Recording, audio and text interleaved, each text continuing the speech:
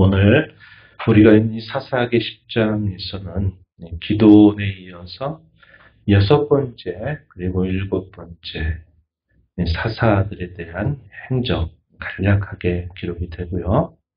8번째 사사로 등장하는 입다가 이제 어떻게 해서 등장하게 되는지 그 배경에 대해서 설명하는 내용들이 이어집니다. 입다에 대한 기록은 비교적 길게 소개가 되고 있는데요. 반면에 우리가 읽는 이 돌라 그리고 야일이라고 하는 이 사사에 대한 행적에 대해서는 아주 간단하게 요약하고 넘어가는 형태를 취합니다.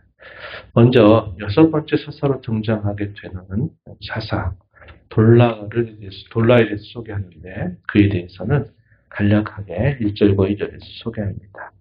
23년 동안 사사로 활동했고 그는 이사갈 출신의 사사였다 이렇게 말합니다. 그가 거주했던 지역은 에브라임 산지 3일에 거주했고 그가 사사로 있는 동안에 또 이스라엘이 여러 공고를 당할 때 그가 구원자로서의 역할을 감당했다 이렇게 간략하게 기록을 해줍니다. 그리고 이어서 7번째 사사가 야일입니다. 이 야일의 경우는 짧지만 그러나 특정한 내용들이 소개되고 있는데 이 사람은 22년 동안 사사로 활동을 해요. 그리고 길르앗 출신의 사람이다 이렇게 알려주었습니다. 그리고 이 사람에 대한 특별한 기록은 어떤 기록이냐 4절과 5절에 보면은 아들 30명이 있었다. 그리고 어린 나이 30을 탔다. 성이 30개를 가지고 있었다. 이렇게 말합니다. 그 성읍을 이름을 뭐라고 했느냐? 하본야일이라고 불렀다. 이렇게 말합니다. 그리고 이 사사기가 기록되고 있는 그때까지도 그곳 마을이 여전히 전해지고 있는 그런 상황이다. 이렇게 알려줍니다. 야일의 동네 이런 뜻을 담고 있다는 것이죠. 우리가 앞서서 5번째 사사였던 이 기드온 그가 초기에 미디안 연합군을 대파하면서 그 승리를 가져왔지만 그 이후에 오랜 시간 동안 그가 사사로 있는 동안에 남겼던 행적들은 자식을 무려 70명이나 두었다. 아내를 많이 두었다. 그리고 그가 많은 이런 부를 실제적으로 누렸다 하는 것에 대한 기록이 있고 그가 우상을 회파하는 일에 앞장서면서 여룻바알이라고 하는 그런 별명을 얻게 되지만 그의 생애의 마지막에는 또 우상 숭배의 물꼬를 터주게 되는 그 안타까운 일이 있었던 것을 보았습니다. 왕되기를 거절하긴 했지만 그러나 그가 실상 취했던 모든 행동들은 왕과 같은 그런 행적을 드러냈다 하는 것이 기도원의 생애의 안타까운 모습이었는데 7번째 등장하게 된 이 야일 같은 경우도 자실이 30이라고 말하고 낙타 30을 가졌다. 권세를 나타내는 그런 표현이 됩니다. 그리고 그들이 하나의 성읍식을 가지고 있었다. 그래서 하본야일이라고 그 지역을 불렀다 하는 것입니다. 그래서 사사가 되긴 했지만 그가 남긴 것은 역시 씁쓸한 결말을 나타냈다 하는 것을 보여주고 기드온에 마치 그 뒤를 따라가는 그런 모습을 보였습니다. 따라가려고 일부러 따라한 건 아니겠죠. 사람의 마음속에 차지하고 있는 이 권력에 대한 욕심, 힘을 가지고자 하는 그러한 마음들이 있다 보면 그 잘 단속하지 못하게 될 때 이런 모습들이 나타나게 되는 겁니다. 그런 다음에 이제 8번째 사사가 등장하기 전에 또 어떤 일이 있었느냐. 이스라엘 자손들이 깊은 우상 숭배에 빠지게 되는 일이 있었다 하는 내용들을 소개합니다. 사사가 바뀌었다. 이런 의미는 우리가 사사기 2장에서 살펴본 것처럼 끊임없는 악순환의 반복이 또다시 또 반복되었다 하는 것을 보여주는 것이기 때문에 참 안타까운 그런 모습이 아닐 수 없어요. 6절 가서 보면 이 사사가 떠나고 난 다음에 한 18년 세월 동안 어떤 일이 있었느냐 말해주기를 여호와의 목전에 악을 행해서 바알들, 아스다롯, 아람의 신들, 시돈의 신들, 모압의 신들, 암몬 자손의 신들, 블레셋 사람들의 신들 얼마나 많은 우상들을 들여와서 그 우상들을 섬겼는가 이렇게 말합니다. 주변에 있는 모든 나라들, 가나안에 시간 동안 마치 가장 주인 행세했던 이 바알과 아스다롯, 그뿐만 아니라 이스라엘 주변에 있는 모든 나라들의 신들을 다 가져와서 그 신들을 섬겼다. 그러기 위해서 여호와를 버렸다. 이렇게 표현을 해주고 있습니다. 여호와께서 당연히 진노하시죠. 하나님은 자기 백성들이 또다시 어리석은 일들을 분복하는 일들에 대해서 심히 진노하시게 됩니다. 그 백성들을 향하여 하나님이 어떻게 하시느냐. 또 이방 땅의 민족들을 몽둥이로 들어서 그들을 다시 깨우치게 하시는 겁니다. 7절에 보면 블레셋 사람들의 손, 암몬 자손의 손에 그들을 파셨다. 그들을 넘겨주었다. 이렇게 말합니다. 하나님의 권세 아래에서 이방 족속들에게 넘겨주심으로 이스라엘 자손들을 괴롭게 하시는 일들을 하나님이 허락하신 것이죠.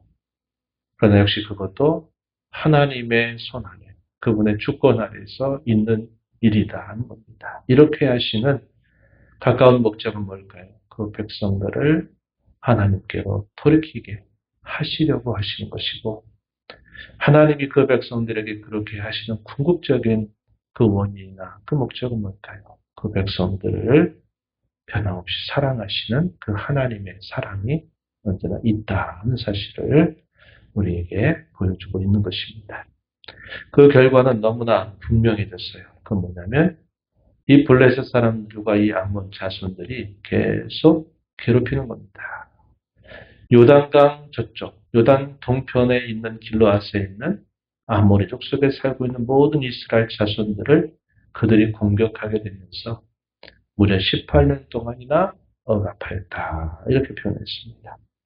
또 거기만 미친 것이 아니라 이 요단 동편에 있는 이스라엘 자손들을 억압하는 것에 만족하지 못하고 요단 서편, 가나안 칠족들이 과거에 살았던 그곳에 살고 있는 지파들, 대표적인 지파들, 유다와 베냐민과 에브라임 족속들과 싸워서 이 이스라엘의 이 공고, 이 비참함이 아주 극심했다. 이렇게 표현을 해줍니다. 그러니까 이스라엘 땅 거의 전역, 요단 강을 중심으로 동쪽과 서쪽에 있는 모든 지파들이 이런 이방의 나라들에 의해서 극심한 괴롭힘과 억압을 당하게 되었다. 이렇게 표현합니다.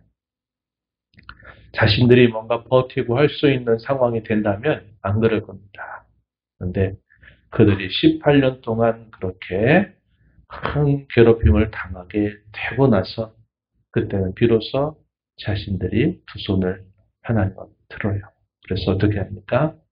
10절 이하에 보니까 우리가 하나님을 버리고 바알들을 숨김으로 주께 죄를 범하였습니다. 이렇게 고백하고 이러한 그들의 고백에 대해서 하나님께서 반문하시죠. 11절 이하에 보면은 애굽 사람과 아모리 사람과 암몬 자손과 블레셋 사람에게서 너희를 구원하여 내지 않았느냐. 또 12절에 시돈 사람과 아말렉 사람 마온 사람이 너희를 압제할 때도 내가 너희를 그들의 손에서 구원했다. 이렇게 말합니다. 지나온 역사를 보게 되면 괴롭혔던 그 모든 민족들은 다 하나님께서 파하셨고 그들로부터 승리를 거두게 하셨던 그런 나라들이었다 하는 겁니다. 그런데 그들이 결국은 이 가나안 땅에 남아있고 물론 이 가나안 땅 경계 지역의 바깥에 있는 나라들도 있지만 이방 족속들을 남겨두었던 그것이 결국 그들에게는 시간이 흘러가면서 계속 채찍과 가시 노릇을 하고 있는 것이 되고 말았다 하는 겁니다. 과거에는 그들에게서 승리했지만 이제는 그들에게서 괴롭힘을 당해야만 되는 그런 상황이 되어버린 거죠. 하나님이 과거에 그들을 파하고 구원하셨는데 그들이 또다시 그들에 의해서 괴롭힘을 당하게 된다는 것은 결국 문제가 생겼다는 겁니다. 그 문제가 결국 구원의 하나님이신 여호와를 떠나고 허망하고 헛된 신들을 섬겼던 것이 바로 근본적인 원인이다 하는 사실을 하나님이 깨우쳐 주시고자 하신 것입니다. 하나님께서 이렇게 말씀하셨어요. 너희가 나를 버리고 다른 신들을 섬기니 그러므로 이제 내가 다시는 너희를 구원하지 아니할 것이다. 이렇게 하나님께서 말씀을 하셨어요. 다시는 구원하지 않겠다. 이렇게 말씀하시는 하나님이 얼마나 우리말로 말하면 얼마나 속이 상하셨는가 하는 것을 단번에 보여주는 겁니다. 그러면서 너희가 그렇게 나를 버리고 택한 신들에게 가서 너희가 이런 어려움에서 도와달라고 너희를 건져달라고 한번 해봐라. 왜 내게 와서 내게 부르짖고 우리를 구원해달라고 하느냐 이렇게 하나님이 말씀하시는 거죠. 그랬더니 이스라엘 자손들이 뭐라고 합니까? 우리가 죄를 범했습니다. 주께서 보시기에 좋은 대로 우리에게 행하시려니와 오직 우리는 주께 구합니다. 오늘 우리를 건져내 주시옵소서 이렇게 간구를 하죠. 앞에 이스라엘 자손들이 대했던 그 태도보다는 훨씬 더 진정성 있는 그런 태도를 보이고 있습니다. 그리고서 그들이 더 놀랍게 변화를 가져온 것은 뭐냐면 자신들이 섬겨왔던 이방의 신들을 제하여 버리고 여호와를 섬겼다. 이렇게 말합니다.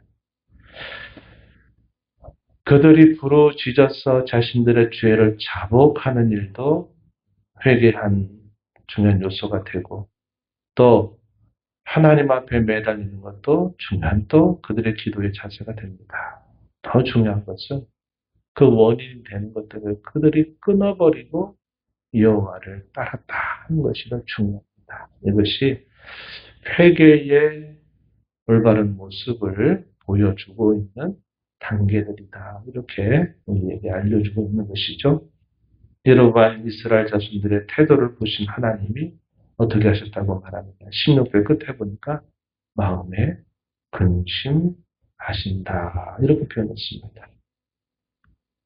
이게 무슨 말이냐면 이런 거예요. 그들이 지금 자신들이 범한 그 죄로 인해서 그 죄값을 이방의 족속들을 통해서 죄값을 당하고 있는 겁니다. 그래서 그들이 공고와 비참한 상태에 놓여 있는 그것을 하나님께서 그것을 아시고 그것을 품으신다라는 그런 의미를 표현하고 있는 겁니다. 마음에 근심하신다 이런 표현이에요. 그래서 오늘 우리가 이런 말씀들을 통해서 보면 하나님은 반드시 죄에 대해서 진노하시는 하나님이시다. 또 그러면서도 자기 백성들을 하나님 변함없이 사랑하시는 분이시다. 또 하나님은 그들을 향해서 마음에 근심하시는 분이시다. 이렇게 하나님이 누구이신가를 오늘 이 이야기는 이런 여러 가지를 잘 보여주고 있다 하는 것입니다. 그래서 하나님이 이방의 족속들을 향하여 그들의 죄를 벌하시는 것은 하나님의 의로우심을 나타내는 목적이지만 자기 백성들을 향하여 하나님이 벌하시는 것은 징계라는 겁니다. 징계. 그들을 고치고 그들을 새롭게 하고 그들과 멀리 떨어졌던 이 하나님과의 관계를 다시 친밀하게 하고자 하시는 그 목적을 위해서 하나님이 징계하신다는 겁니다. 그 백성들이 죄값을 따라서 그들이 공고와 어려움과 아픔을 당할 때 하나님은 잘됐다. 이렇게 말씀하시고 이렇게 보신 것이 아니라 그들을 향한 마음의 근심을 가지고서 하나님이 안타깝게 바라보신다. 그것을 잘 보여주고 있는 것입니다. 이것이 여덟 번째 사사인 입다가 등장하게 되는 중요한 배경이 되고 있고요. 또 그런 과정에서 계속 이 암몬 자손들이 길르앗에 진을 쳐서 또 이스라엘 자손들을 괴롭히려고 한 겁니다. 이에 대하여 이스라엘 자손들도 미스바라고 하는 곳에 진을 쳐서 이제 전쟁을 앞두고 있는 상황이 있어요. 그런데 이방의 족속들은 힘이 강하고 이렇게 하지만 당시 이들에 대하여 저항하는 이스라엘 자손들은 두려움, 또 염려, 또 이런 것으로 가득 차 있는 모습을 우리가 확인할 수 있습니다. 그래서 이 길르앗 백성과 방백들이 어떻게 말합니까? 누가 먼저 나가서 이 암몬 자손과 싸움을 시작하겠는가? 대단히 두려워하고 주저하고 있는 그들의 속마음이 드러난 것입니다. 그래서 만약에 그런 사람이 있다면 그가 길르앗 모든 주민의 우두머리 통치자가 되리다. 이렇게 이야기를 한 것입니다. 이러면서 결국 입다라고 하는 사사가 등장하게 되는 것이 우리가 알게 되는 부분이죠. 이제 내일 우리가 함께 살펴보게 될 말씀이 될 것입니다. 오늘 우리가 이 말씀을 통해서 하나님은 자기 백성들을 변함없이 사랑하신다. 그러나 그들이 하나님을 버리게 될 때는 하나님이 심히도 근심하시는 분이시다 하는 사실을 우리가 보고 그들이 당하는 고통과 비참함을 하나님이 안타깝게 그것을 지켜보시고 그 백성들을 향한 긍휼을 하나님이 보이지 아니하시는 분이시다 하는 것을 우리가 보게 되는 겁니다. 우리로서 어떻게 될까요? 하나님을 근심하게 하는 자녀가 되어서는 안 되겠죠. 오히려 하나님이 하시고자 하시는 일, 하나님이 기뻐하시는 일을 위해서 우리가 좋은 의미에서 근심할 줄 아는 그런 성도로 우리가 살아가야 된다 하는 겁니다. 바울 사도는 고린도 교회에 보낸 편지 가운데서 이런 표현을 했어요. 세상의 근심은 너희를 사망에 이르게 하지만 하나님을 위한 근심은 너희로 하여금 생명을 얻게 한다. 너희에게 좋은 것들을 가져다 준다. 이렇게 말하는 겁니다.